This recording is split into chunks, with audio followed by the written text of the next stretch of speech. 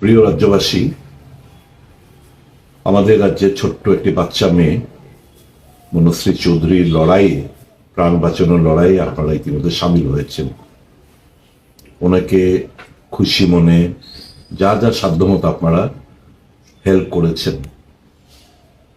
আমরা এখনো তার যে রিকুইজিট অ্যামাউন্ট তার থেকে অনেক দূরে।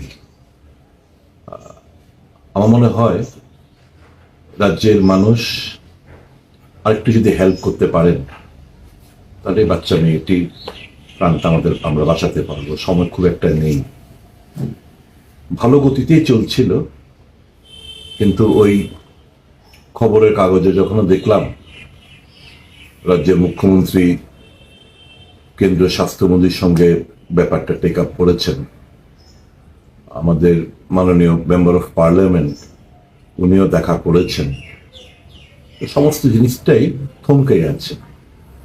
ভেবেছিলেন এখন তো টাকা দেওয়ার কোনো মানে নেই, কেন্দ্রীয় সরকার কিছু না কিছু ব্যবস্থাপনা করবে।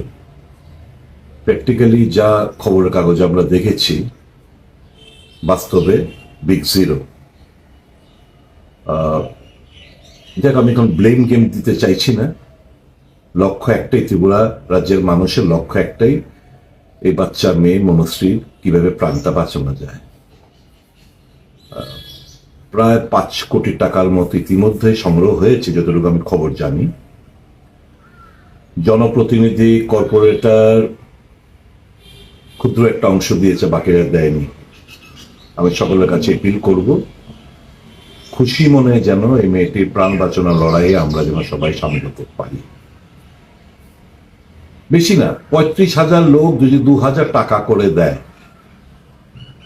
তাহলে আরামসে 7 কোটি টাকা আরামসে উঠতে পারে। 35,000 ত্রিপুরা রাজ্যের লোক 2,000 টাকা করে যদি দেয় তাহলে আমরা আমাদের লক্ষ্য অব্দি আমরা পৌঁছতে পারি। সময় কিন্তু খুব একটা হাতে নেই। আমার এপিল থাকবে সকলের কাছে, প্লিজ এগিয়ে আসুন। এই লড়াইয়ে যেন আমরা পরাস্ত না হই, মার কোল যেন খালি না হয়। আপনারা ইতিমধ্যে এই লড়াইয়ে অনেকে সামিল হয়েছেন, অনেকে হয়তো হননি। বললাম না, এই ঘটনার পর একটু থমকে গেছে জিনিসটা। আমরা আজকেই প্রতিজ্ঞাবদ্ধ হই, এই গোটা আগামী 1 সপ্তাহের মধ্যে আমরা যেন আমাদের লক্ষ্যস্থলে আমরা পৌঁছতে পারি। প্রয়োজনে সমস্ত রকম ব্যবস্থাপনা সবাই স্ব উদ্যোগে আপনারা সেটা করবেন।